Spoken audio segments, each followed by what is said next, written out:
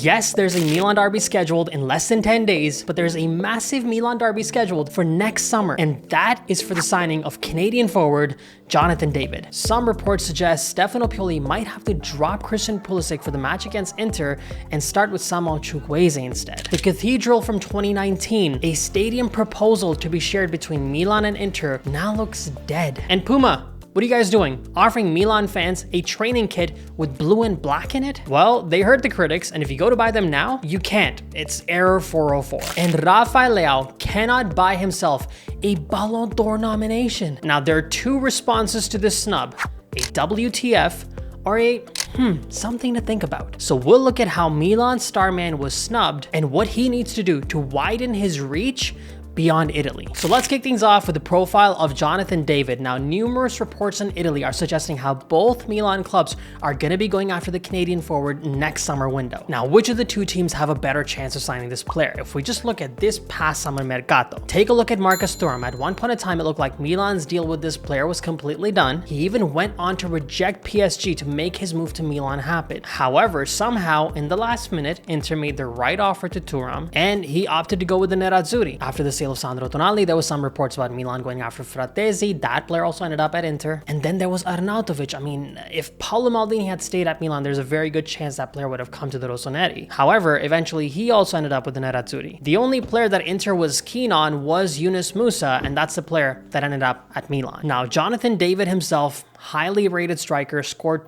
over 25 goals last season. Already this season, he scored 3 or 4 goals. And essentially, he's been doing that for Lille year after year. His current market value is probably somewhere around that 50 to 60 million mark. There were some reports that Milan on the last days of this transfer window actually did approach Lille for this player. However, a move for next summer window would probably be more beneficial because he'd be in the final year of his contract at Lille. Now, as a Canadian, this would be an absolute dream move. However, his performances during the World Cup, they did come under a little bit of microscope amongst the Canadian fans. During the group stage, he just didn't offer that extra bit that Canada needed from him. But a consistent show of quality in the French league, and this striker being 23 years old, truly fits the perfect profile for both of these clubs. But who gets the player at the end of the day, we'll have to wait to see next season, because there are a lot of clubs, even throughout the Premier League, who need strikers up front, specifically Chelsea. After all their spending, they're still missing a number 9 up front. So if I had to foresee this, I just can't see this being a two-way race between Milan and Inter. But the possibility of Jonathan David coming to Milan, I think it's definitely possible. And if we go by what Jeffrey Moncada teased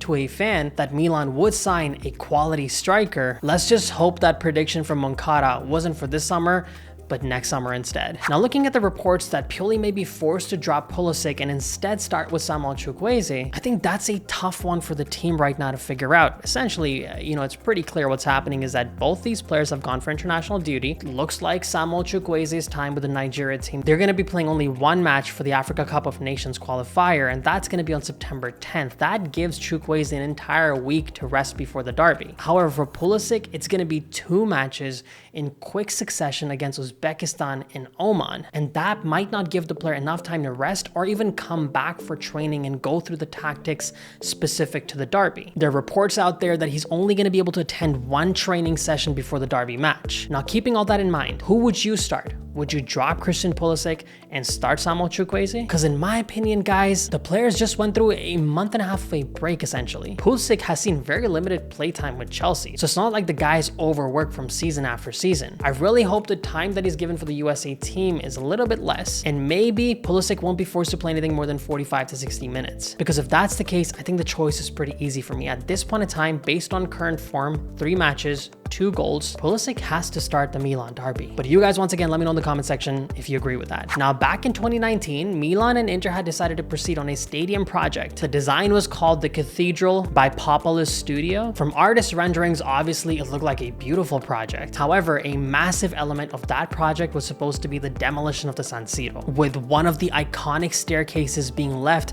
in honor of the current stadium, but essentially a fresh new start. Well, the politics and the bureaucracy they took over. The San Siro's second tier was essentially given heritage status, which meant that even a partial demolition of the San Siro was now off the table. Now, according to some reports, the mayor of the city has now sent out letters to Milan and Inter addressing this confirmation that demolition cannot happen with the San Siro and what the two clubs plan on doing moving forward with the project. So it's pretty clear to me that the cathedral, that will officially be dead now. However, that's not very surprising. We've been reading reports about how Milan plans on building their own stadium, go to the San Donato area, and for me, guys, that's exactly how it should be. The San Siro in itself was built as a stadium just for AC Milan. It was decades later that Inter became a part of the San Siro, and I think at this point in time where AC Milan stands, that's exactly what they need to do again. A Milan specific stadium. Forget about the 88,000 seats. You don't need that many seats. Make it into a more manageable size, maybe somewhere around that 40 to 50,000 seater. And if you really want to stretch it to about 60,000 seats and keep all the revenue that comes week in and week out from that stadium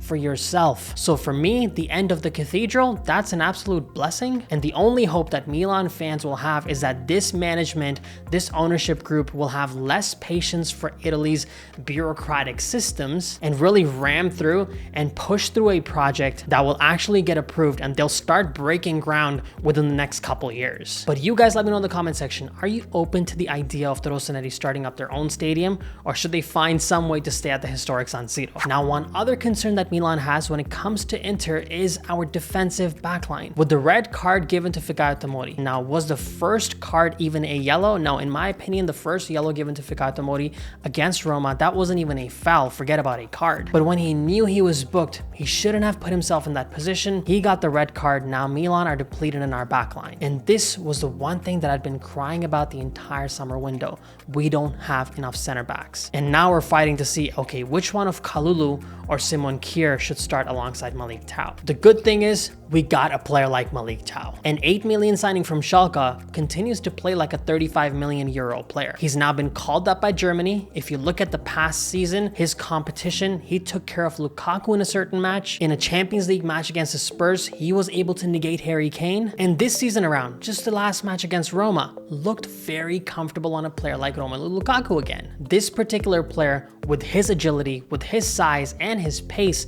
has to be the main guy who takes care of Lautaro Martinez. But who partners up alongside him? For you, is it Simon Kjaer or Pierre Kalulu? Because for me, guys, Simon Kjaer has that experience. He has that positional sense to be in the right place at the right time, but he completely lacks any type of pace. And when you have fast players like Lautaro Martinez and Marcus Thuram and all the midfielders that Inter has, I feel like, unfortunately, we have to give Pierre Kalulu that chance. And we somehow have to hope that Kalulu can bring back that 2022 season Kalulu, because that player was reliable, had excellent positional sense, and was really fast-paced. And truly, to negate that Inter attack, those are the three qualities Milan desperately needs. And then there's a snubbing of Rafael Leao from the Ballon d'Or 30-man list. And as I said, there's really two ways to look at this. You can look at it as a WTF, you're upset about the fact that he wasn't included. How is someone like Kolo Muani there? How is someone like Griezmann there? Does Onana necessarily deserve to be there ahead of Leao in terms of individual performances? So there's that one side, and there's some merit to that argument. Or there's a side of, let's sit and think about this. Yes, Leao was involved in 25 plus goals and assist contributions last season. Individually, those stats are worthy of a 30-man list nomination. But what did Milan win? Or what did Milan come close to winning? They crashed out of the Champions League semifinal, and they essentially finished in 5th place in Serie A. You don't very often see players who lead teams to 5th place finish in seasons get nominated for Ballon d'Ors. And on top of everything, and this is the important part, this is where I talked about at the beginning, how Rafael Leao has to push his image outside of Italy. The place where he can do that is the international stage or the Champions League. On the international stage, coming off the bench, obviously that's going to be a little bit difficult to do. However, playing with Milan in the Champions League last season was a golden opportunity for this player. Milan played 11 matches in the Champions League. How many goals did Leao score?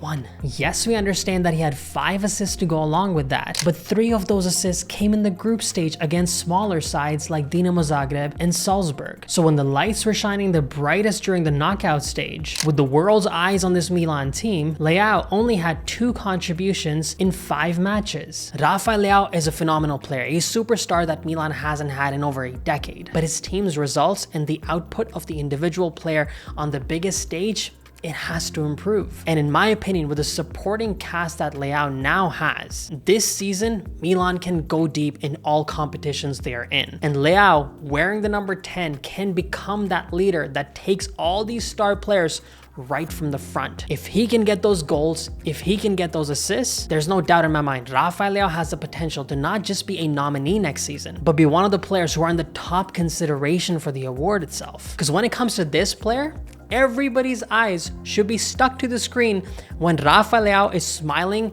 and running with that ball. Well, there you have it, guys. Those are some of the stories we wanted to look at today. I'll be coming out with a special feature video on the Milan derby on Wednesday. Make sure you guys let me know in the comment section, Jonathan David goes to Inter or comes to Milan? And really, how mad are you that Leao wasn't part of that 30-man list? And make sure, if you guys haven't already, hit the subscribe button, hit the bell notification so you can watch these videos as soon as I upload them. And as always, Forza Milan, grazie mille e ciao tutti!